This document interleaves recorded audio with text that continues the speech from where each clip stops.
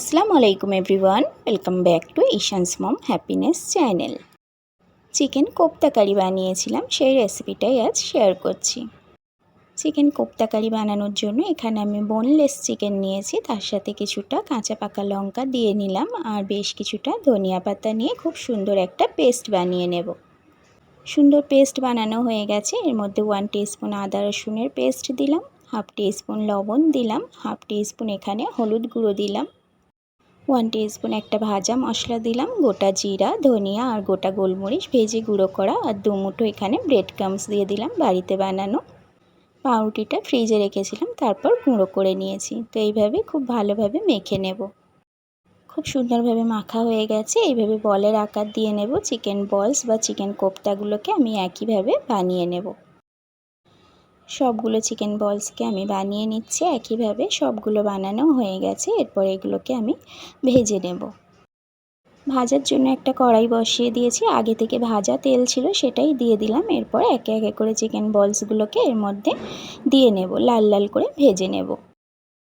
তো এইগুলো এই যে লাল লাল করে ভাজা হয়ে গেছে, এইগুলোকে উঠিয়ে নিয়ে বাদবাকিগুলোকে আমি একইভাবে ভেজে নেব। আর এগুলো শুধু শুধু খেতেও না ভীষণ ভালো লাগে, তো আমরা বেশ কিছুটা শুধু শুধুও খেয়েছিলাম আর বাদবাকিগুলোকে কোপ্তা কারি বানিয়েছিলাম।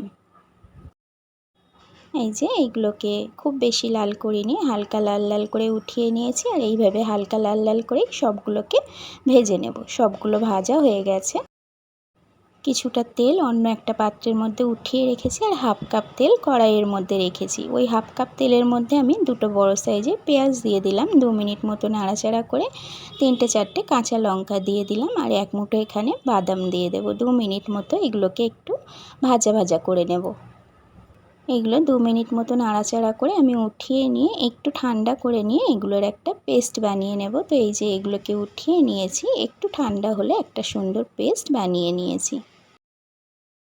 বাদবাকি তেলের মধ্যে ফোড়নে দিয়ে দেব গোটা গরম মশলা। এখানে আছে এলাচ, লবঙ্গ আর দারচিনি, পরিমাপটা তো আপনারা দেখেই নিলেন। আর এখানে একটা তেজপাতাকে 2টো টুকরো করে দিয়ে দিলাম। কয়েকটা সেকেন্ড নাড়াচাড়া করলেই সুন্দর একটা ফ্লেভার আসবে। তখনই আমি আগে থেকে ওই যে পেঁয়াজ, লঙ্কা আর বাদামটাকে পেস্ট বানিয়ে রেখেছিলাম সেটাকে দিয়ে দিলাম। 2 থেকে 3 মিনিট সময় নিয়ে তেলের উপর এটাকে নাড়াচাড়া করে নেব।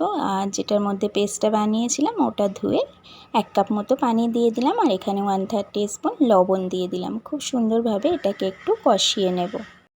3 থেকে 4 মিনিট মশলাটাকে কষিয়ে নিয়েছি। আগে থেকে যে চিকেন বলস বা চিকেন কোপ্তাগুলোকে হালকা লাল লাল করে ভেজে রেখেছিলাম সেগুলোকে আমি দিয়ে দিলাম।